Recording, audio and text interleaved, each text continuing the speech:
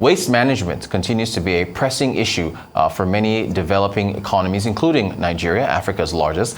Disposing waste efficiently not only has health implications, but economic implications as well. Also, there's a question of whether technology can make it more efficient, and do nations like Nigeria have the capacity to make it a reality? Joining us to discuss further, Engineer Obi Charles Nnanna, who is the founder and CEO of Kalatani, a plastic recycling company. Thank you so much for joining us. Really appreciate you coming on the show.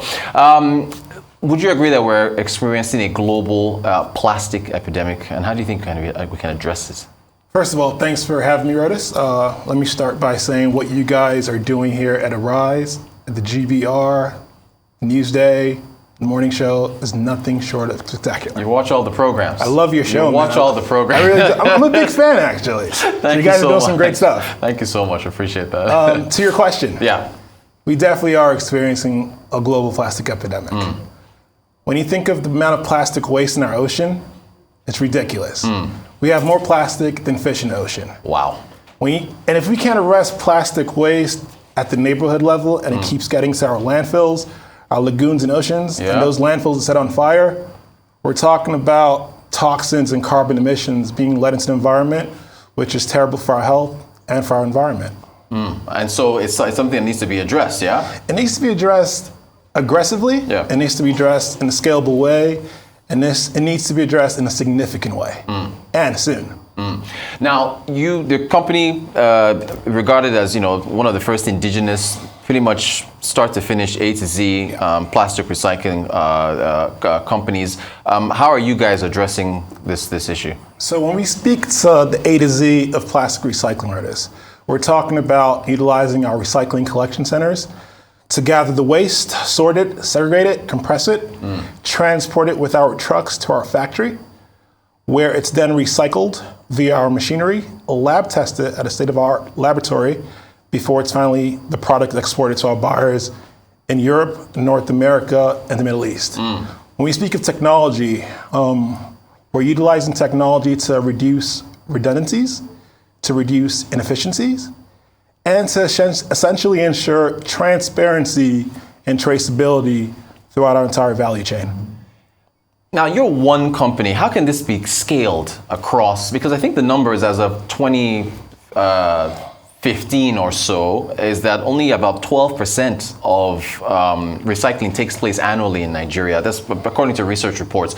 So, yeah, Kalatani is just one company. How do we scale this? Like you said, the numbers are sad. Yeah. And all honesty, it's a travesty. Right. We are one company, but I should mention we're very aggressive about it. A couple of years ago, we raised our pre-seed, $1.5 million. We got started. We proved our concept. Then we raised a couple of months ago, $4 million to expand our offerings, to expand to a couple of states and increase our employees to about 500. Essentially, we can scale this because we're back again raising more money to expand across Nigeria. We're mission-driven to reduce plastic pollution. We're mission-driven to solve unemployment. It's something we're passionate about, hence our aggressive approach to it. Yeah, great stuff. Okay, since COVID, sustainability has been a big topic. Can you speak to sustainability? How do you keep the momentum going in order to, for businesses, as far as the bottom line and so on? How does that play a role? That's a great question, Artis. Sustainability. Making money or business as usual can no longer be the same. It's one thing to make money, it's everything to make money in a sustainable way. What is sustainability? It speaks to essentially companies with their positive impact in the community and on the environment. It speaks to reducing pollution, it speaks to addressing climate change, inequality, gender inequality. So essentially, that's what Kalatani is all about. We're reducing pollution, we're solving unemployment, and we're doing it in a sustainable way. And it has immense effects on our bottom line. I'm talking about accessing capital in a cheap way, accessing patient capital.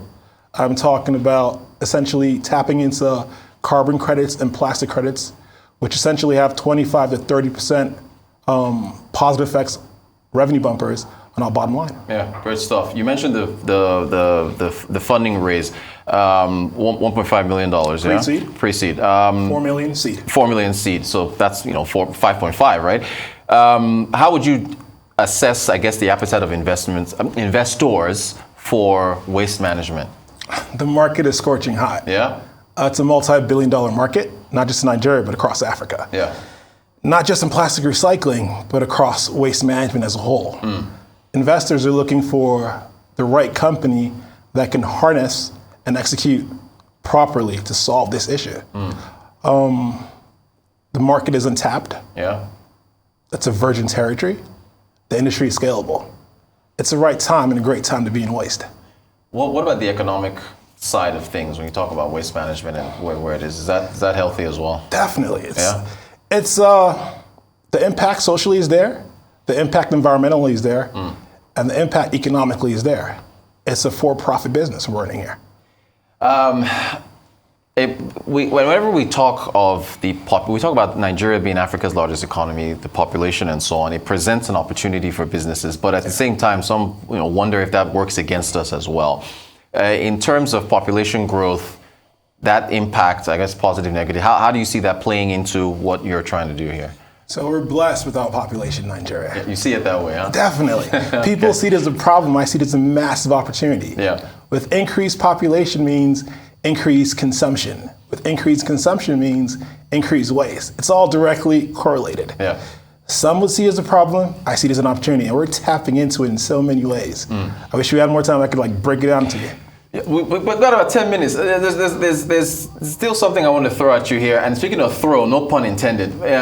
As far as society, how do you translate what you're doing to the everyday Nigerian on the street? Because I got to tell you, sometimes I'm driving and a bus driver will be drinking something and toss it out the window.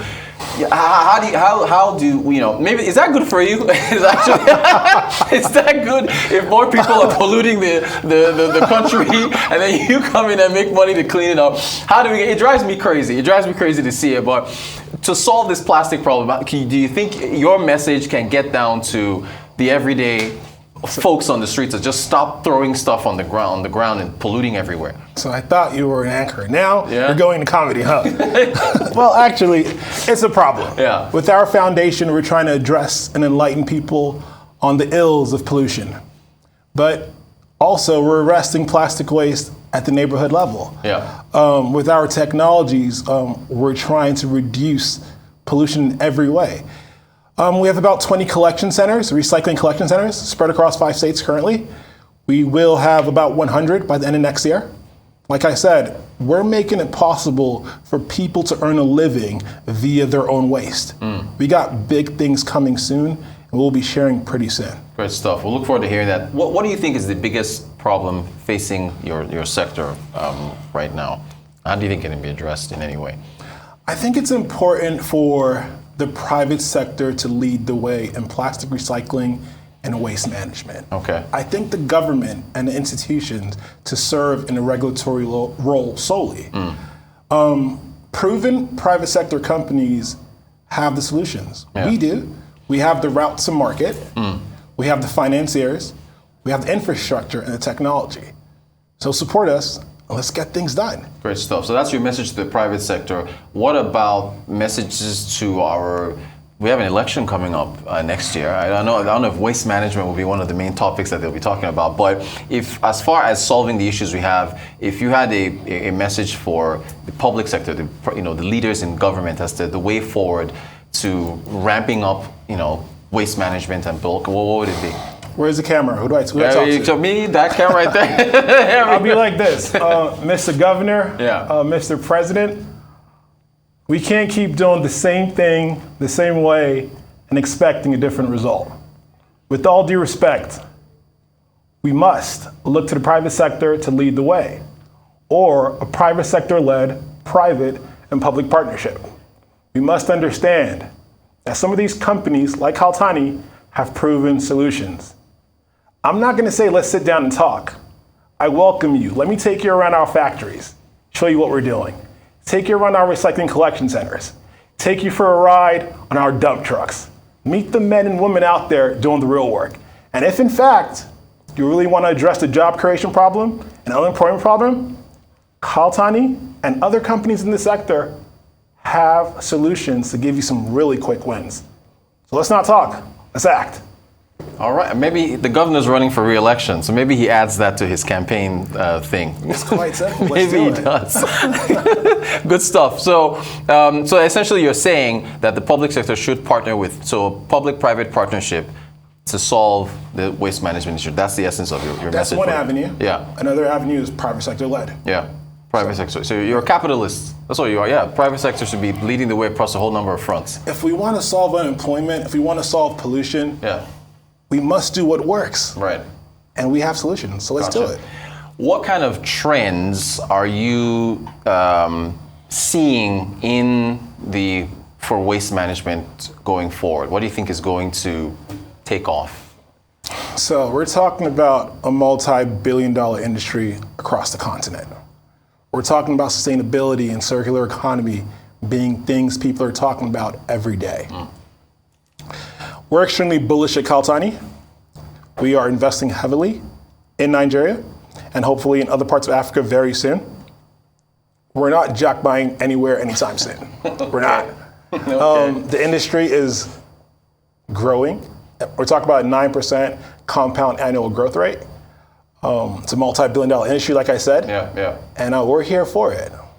Are there any, just a minute ago, are there any practices being done overseas, whether it's Europe or the States, that that we can draw from here, or is it unique circumstances that require unique solutions for Nigeria or other African nations for waste management? Right. For starters, a blanket approach will never solve the problem. Africa does present unique peculiarities, and so does Nigeria specifically. Our technologies that we utilize, our infrastructure, comes from Europe, Asia, and America. Okay. We bring it here, Nigerian hands on deck, installing it, utilizing it, working it.